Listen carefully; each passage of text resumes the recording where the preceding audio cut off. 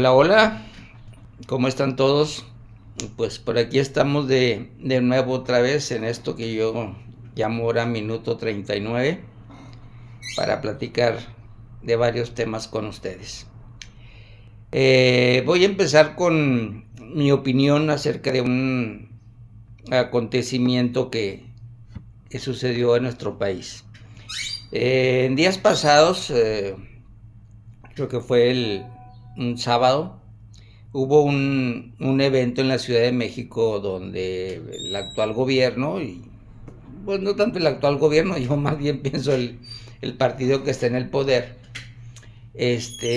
invitó a una celebración ahí en el Zócalo de la Ciudad de México y pues obviamente se llenó aquello y pues mucha gente en algunos medios estuvieron publicando que toda la gente que había ido allí habían sido lo que en México llamamos acarreados, o sea, gente que los llevan ya sea a fuerza o simplemente con el hecho de ofrecerles una comidita ahí para que asistan y hagan bola.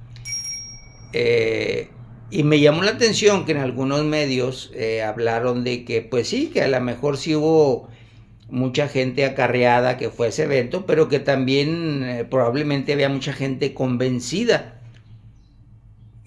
de ir a ese evento, ¿no? Pero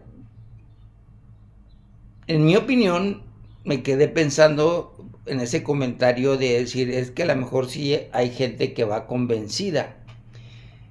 Y entonces me puse a analizar, decir, bueno, ¿qué entendemos por la palabra convencidos o convencer?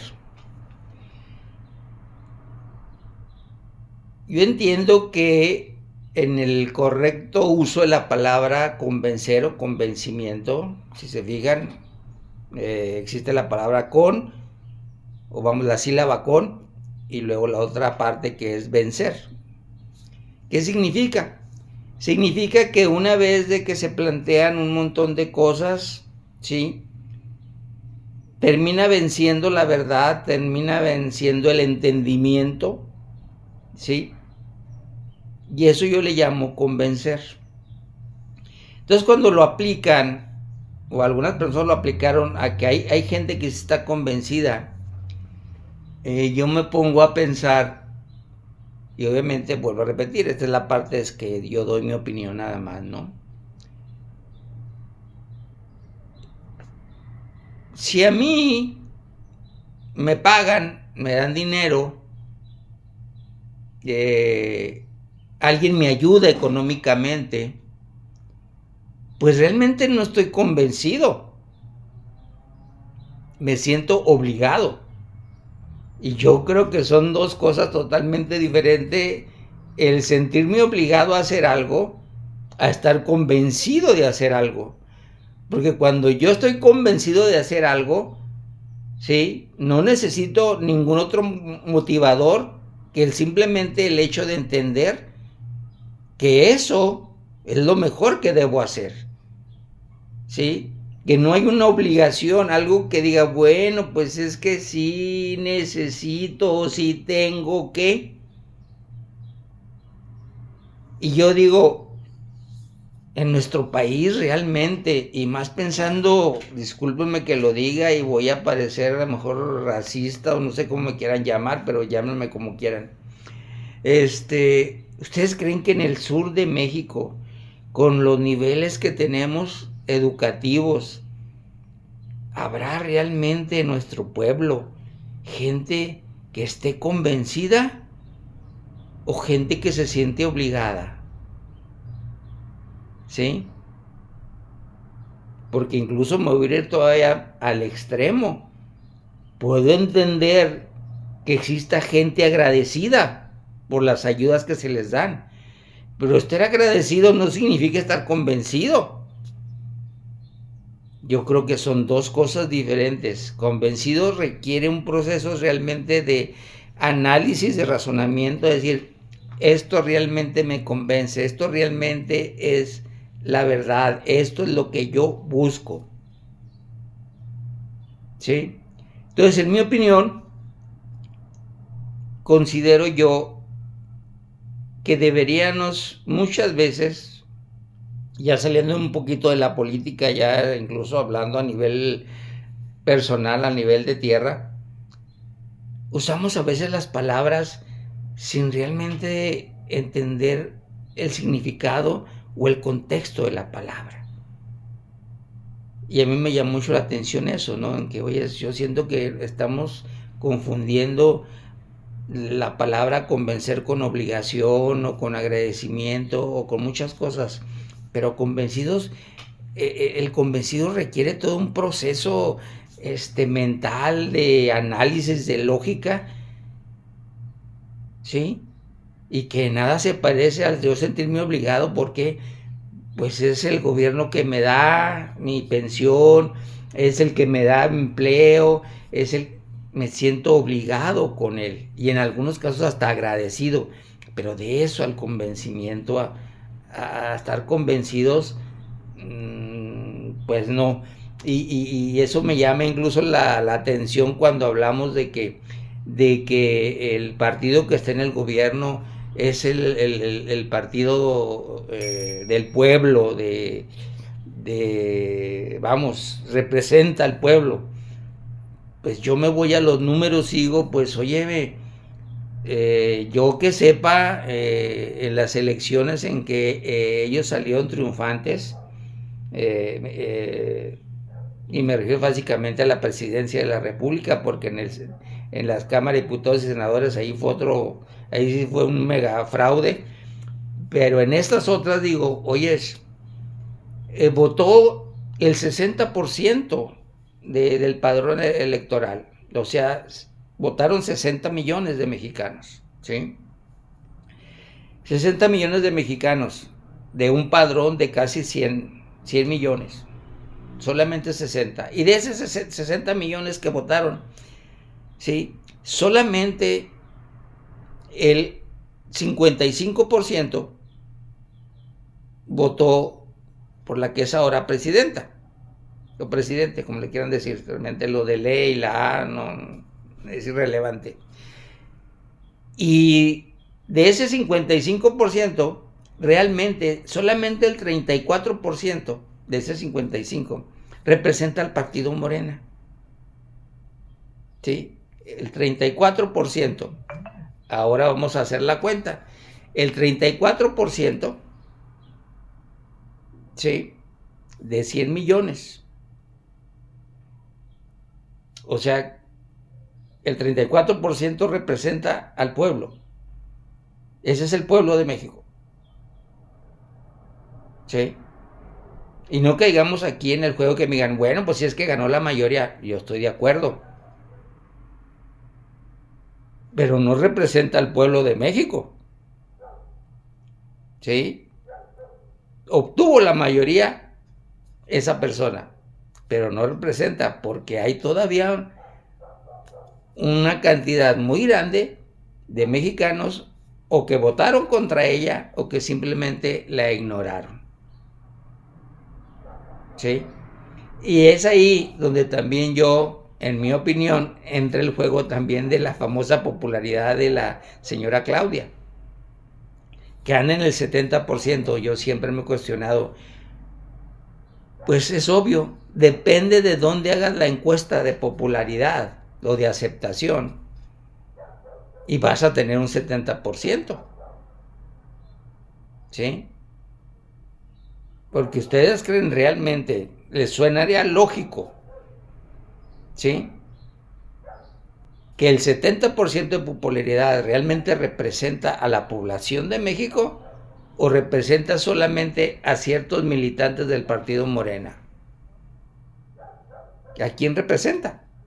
Porque entonces no suena lógico, ¿verdad? Que si hay un 70% de popularidad, pues ¿por qué nomás ganó con el 55%? ¿Tiene sentido? Si tiene una popularidad del 70%, pues en la votación donde votaron 60 millones, debería haber ganado, ¿sí? Pues con un margen todavía mucho más amplio. y sin embargo no es así. Entonces, se fijan, hemos entrado en este juego de estar usando las palabras, números, datos, a como nos acomode mejor. Si este dato me conviene, lo uso, y este dato lo manejo de esta manera, y ahora lo hago de esta otra. No hablamos con la verdad. Nos estamos convirtiendo en un pueblo de mentirosos. Nos encanta mentir, y nos encanta que nos mientan. ¿Sí?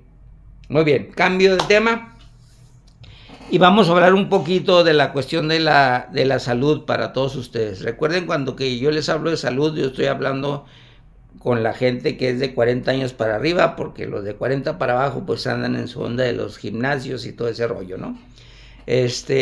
Yo hablo para esta gente, incluso los que somos medio sedentarios, y que hay que hacer un poquito de ejercicio, y que no caigamos en la mecánica del gimnasio y todo eso, sino que sea algo que tú puedas hacer en tus momentos y libremente, si estés esclavizado a tener que cumplir un horario para estar en el gimnasio y hacer tus rutinas y todo eso, ¿no?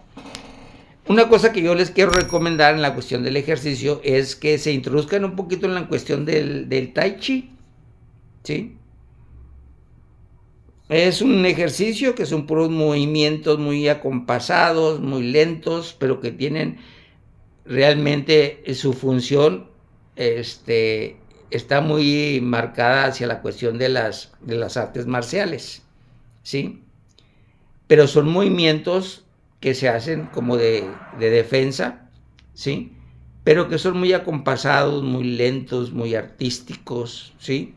Y que ayudan mucho a la elasticidad y al mantener los músculos en movimiento. La otra cosa que también yo les recomiendo, practiquen mucho estiramientos. Estiramientos, sobre todo, acuérdense que, por ejemplo, en nuestro cuello, aquí se carga a veces todo el estrés, ¿sí? Entonces yo recomiendo mucho que hagan estiramientos en su cuello, ¿sí? Mucho estiramiento en su cuello. Y luego, para las gentes que nos mantenemos mucho tiempo sentados, estiramiento en sus piernas, ¿sí? En sus piernas. Obviamente yo ahorita en esto que le estoy diciendo, no es mi intención el yo ponerlos a hacer ejercicios, o yo demostrarles hacer los ejercicios. Yo lo estoy invitando a que ustedes en YouTube, en lugar de o de TikTok, en lugar de meterse y perder el tiempo en otras cosas, busquen esa información en YouTube y van a ver que hay ahí muchos ejemplos muy sencillos de hacer este tipo de ejercicios, ya sea de Tai Chi o de estiramientos, tanto en su cuello como en sus piernas, su cintura, ¿sí? Es muy importante para aquellas gentes ya de edad avanzada como su servidor. Hay un ejercicio muy sencillo de tirarse en el piso y hacer algunos movimientos con sus piernas y en su espalda, ¿sí? Para fortalecer la parte lumbar, que normalmente es donde a veces ya nos rechinan mucho, como diría mi hijo en su tiempo, ¿no? Las bisagras, ¿ok? Otro tipo de ejercicio que yo recomiendo ya para gente incluso ya que anda como yo, por arriba de los 60, hacer prácticas de equilibrio, ¿sí? También ahí en YouTube hay muchos ejercicios muy fáciles y que pueden hacer para ayudarse a mantener su cuerpo en equilibrio. Equilibrio, me imagino, no me imagino, se lo digo, para la cuestión de caminar, del balanceo, del cuidado con las caídas, ¿sí? A veces allá las piernas, o hasta nuestro mismo sentido de equilibrio no está ya muy fortalecido, ya se ha estado perdiendo. Entonces, ese tipo de ejercicios, de prácticas que pueden rescatar en YouTube, les van a ayudar para mantenerse en eso, ¿no? Me brinco ahora la cuestión que yo les había mencionado del dinero, de que todo el mundo decimos que nos hace falta dinero, ¿sí? Y cuando lo decimos también es una forma muy incorrecta de expresarnos, porque pues el dinero no falta, sobra dinero en el mundo, sobra, Lo que pasa es que está mal distribuido. Y lo que pasa es que el dinero que existe, pues hay que buscarlo. Él no va a venir a ti. Sí, hay que buscarlo. Y la vez pasada yo le recomendaba, cuando hablamos de dinero siempre tenemos que hablar de dos cosas, del desperdicio y del exceso. ¿Sí? Normalmente el dinero se vuelve escaso o lo volvemos escaso cuando lo desperdiciamos o cuando lo usamos en exceso. ¿Sí? Y mucha gente puede decir, es que exceso y desperdicio es la misma cosa. Bueno, a mí me gusta diferenciarlos, ¿sí? Porque hay veces que la gente no lo percibe el exceso como un desperdicio, ¿sí? Pero el exceso, pues claro que es un desperdicio, ¿sí? Pero me gusta a mí separarlos para que podamos entrar en esa combinación de ver las dos cosas. Ojo con el desperdicio, pero cuidado.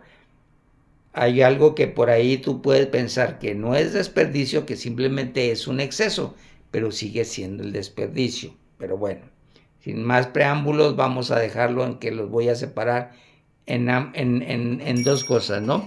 Desperdicio y exceso. Y yo les recomendaba, necesito que hagan el esfuerzo de un día abrir su refrigerador, ir a la alacena, ¿sí? Ir a su closet, ir al patio de atrás o al cuarto donde amontonan cosas, para que puedan ver que muchas cosas que están ahí, ¿sí?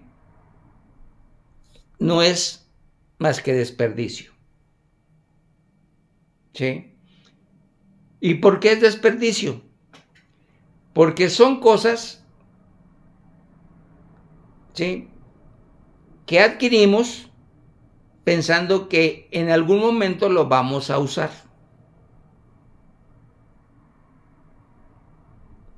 Pero no son cosas que realmente son parte de la vida normal, cotidiana, de efecto diario, y entonces con el tiempo se nos van olvidando, pero ahí se quedan, porque un día pensamos pues que lo íbamos a usar.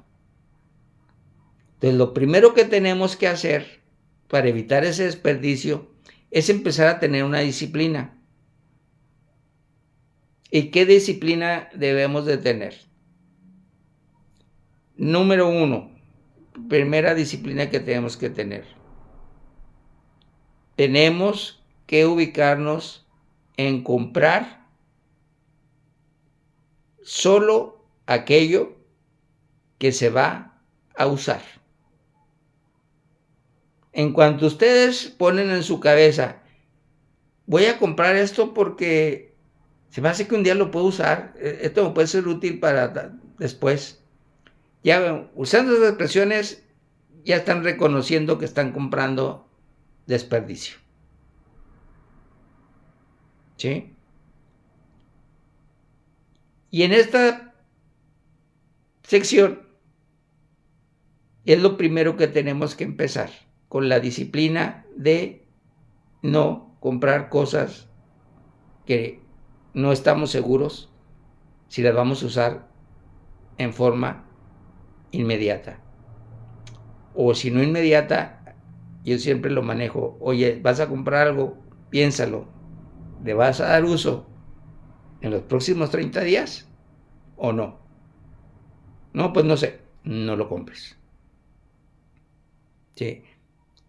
Porque incluso la disciplina la rompen mucho en el sentido de decir, es que pues qué flojera, mejor ya lo tengo aquí para cuando lo necesite. Pues sí, pero es una inversión que no le estás dando uso. El dinero es para ser usado. Y cuando tú compras algo y no lo usas, pues ese dinero es un dinero no usado. Y para eso no sirve el dinero. ¿Sí? En los siguientes videos, hablando del dinero, voy a ir especificando ya cada cosita, cómo trabajar el refrigerador, el desperdicio que tenemos en la alacena, en el closet.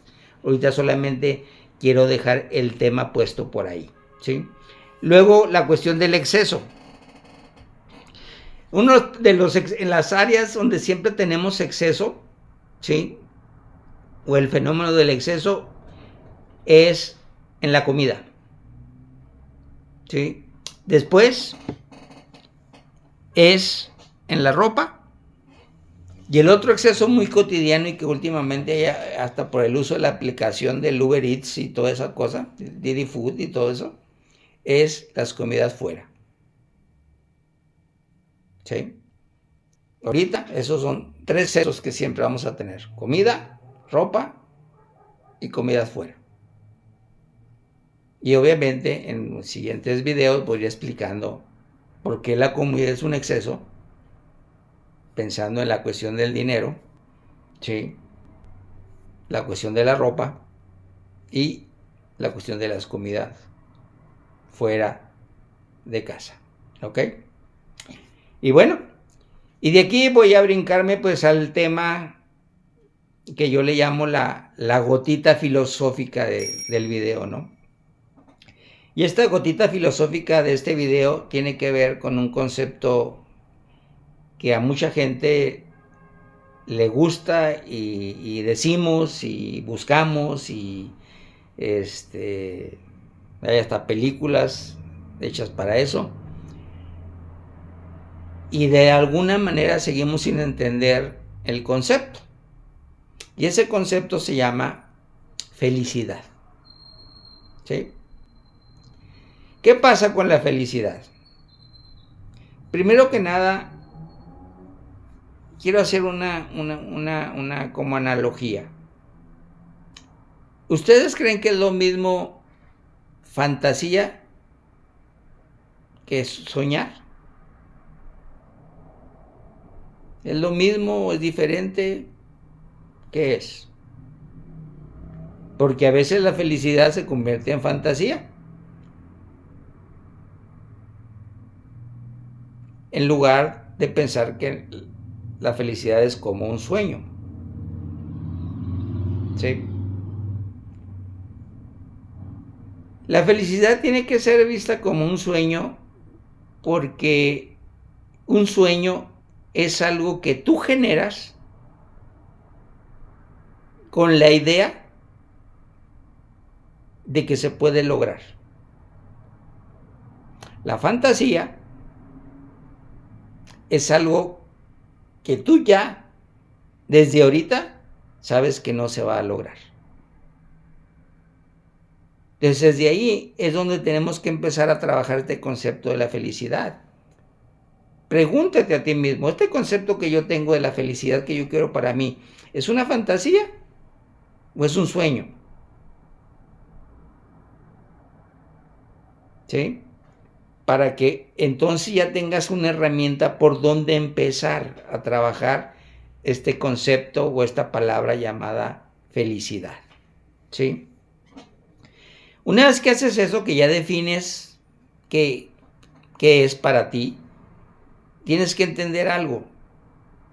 Tienes que poner un cimiento cuando empiezas a trabajar con la felicidad. Ese cimiento es: el pasado no existe, ni tampoco existe el futuro.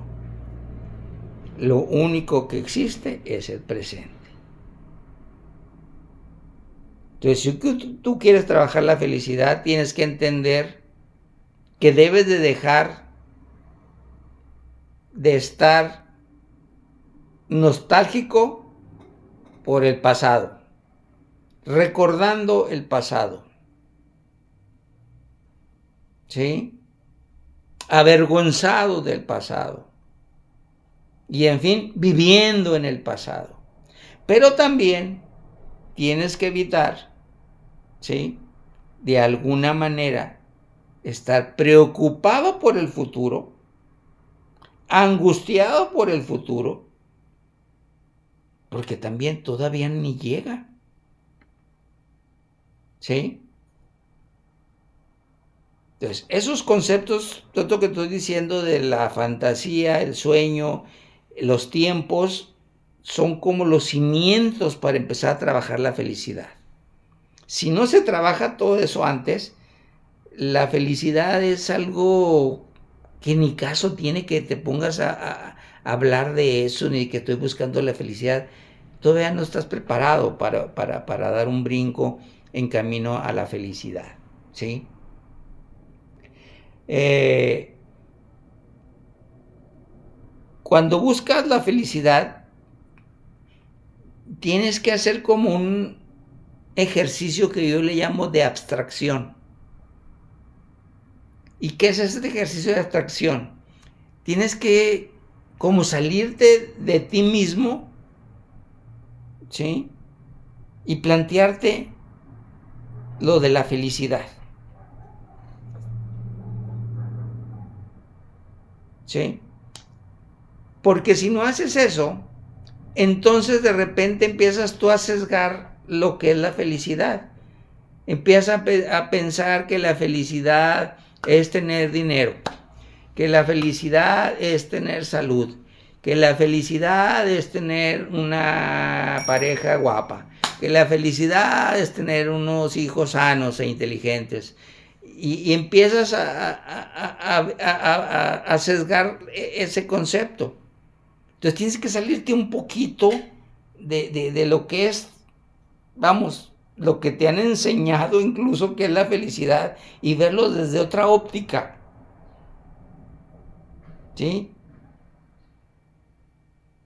Y voy a poner todavía una analogía más clara para ver si me explico esto de la abstracción.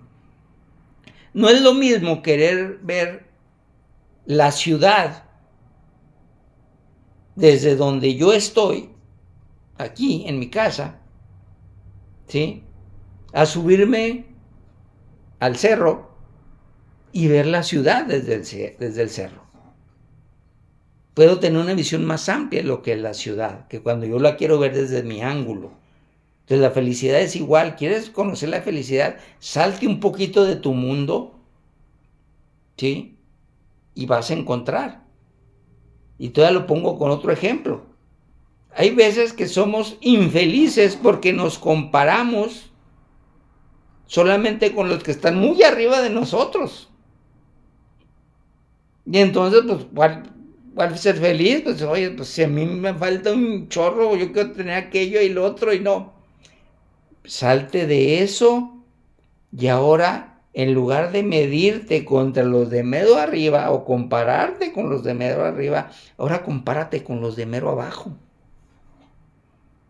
Y entonces te puedes dar cuenta que a Chihuahua yo creo que la felicidad ya la tengo en ciertas cosas, en cierta manera, ¿eh? Entonces, para mí eso es ese proceso de abstracción que le estoy diciendo para visualizar más y entender más lo de la felicidad. Luego, recuerden que tenemos que enfrentar cuando hablamos de ser felices,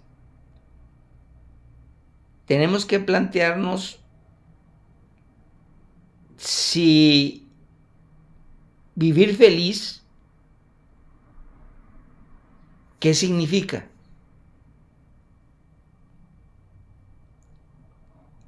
Y yo creo que vivir feliz es un concepto que nos va a traumatizar mucho porque incluye un montón de cosas. Entonces yo lo reduzco a algo más simple, más sencillo. En lugar de tratar de ser feliz, ¿por qué no tratamos de ser lo menos infeliz posible?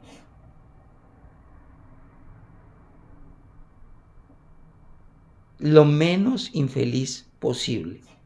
Y se los dejo de tarea para que lo reflexionen.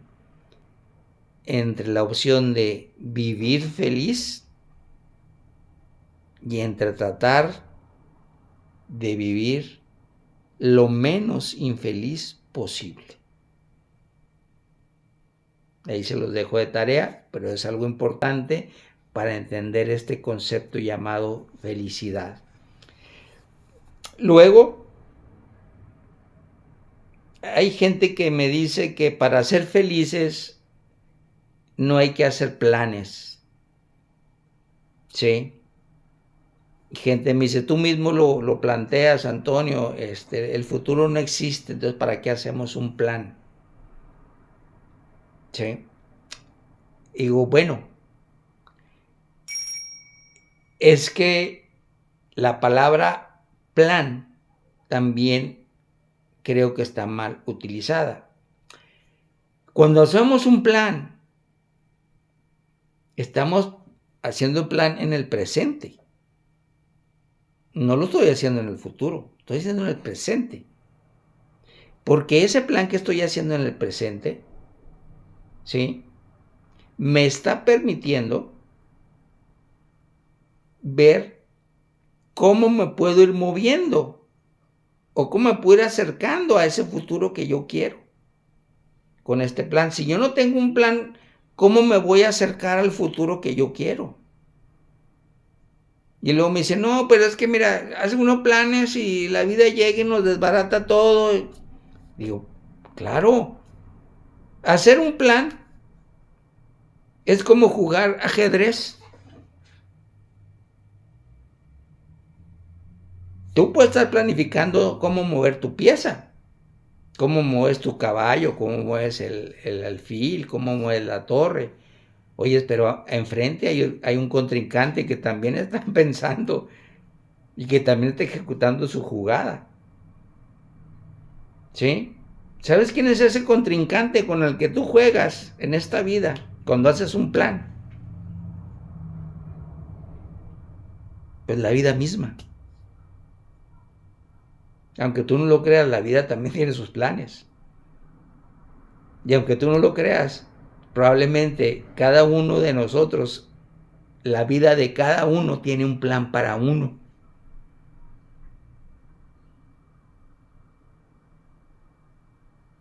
¿Sí? Suena curioso, pero ahí se los dejo también para reflexión. Pero para mí, es importante que entendamos que sí hay que hacer un plan, pero que ese plan no es letra escrita con sangre y que es algo que no va a cambiar y que así tiene que hacer a fuercita. No, un plan es simplemente, son las cosas que yo estoy haciendo aquí en el presente para lograr lo que yo quiero en el futuro. Y es totalmente flexible porque conforme yo empiezo a caminar en mi presente, porque el presente de ahorita ya no va a ser el presente el presente de ahorita va a pasar a ser el futuro, ¿sí? Dentro de 5 minutos puede ser el futuro y también puede ser el pasado. Eso es lo interesante del presente, que el presente, aunque no lo sintamos, pero se están viviendo los dos tiempos, pasado y futuro, pero se viven aquí, ahorita. Es muy interesante eso. Ahí se los dejo también de tarea.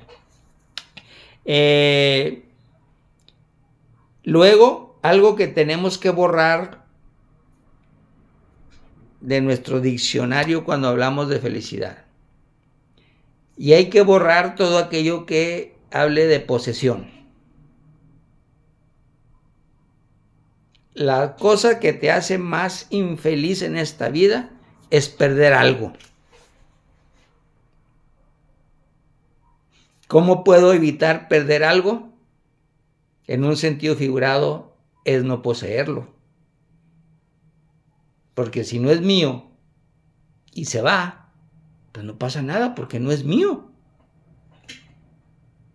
¿Por qué nos duele que se muera nuestro papá, nuestra mamá, nuestra esposa, nuestros hijos? ¿Por qué nos duele? Porque lo aceptemos o no, los consideramos que son nuestra propiedad. Y así lo decimos, mis hijos. Cuando está demostrado pues que ningún ser humano posee a otro ser humano. Y dejemos eso de largo. ¿Sí? El dinero. El dinero no puede ser propiedad de nadie. El dinero es un recurso que se intercambia y que ahorita podemos tenerlo y mañana ya no lo podemos tener.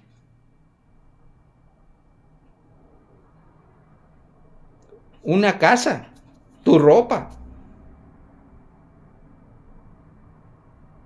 Entonces, si se fijan, para mí el problema es que tenemos que erradicar de nuestra cabeza, de nuestra mente, el concepto de la posesión. Porque si seguimos metidos en ese concepto, cualquier pérdida que tengamos nos va a provocar infelicidad.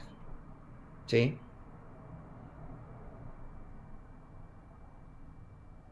Entonces también, ahí se los dejo pues de tarea, piensen en ese concepto, hay que empezar a quitarnos de la cabeza ese concepto de posesión, porque eso nos va a empezar a producir pues infelicidad en nuestra vida.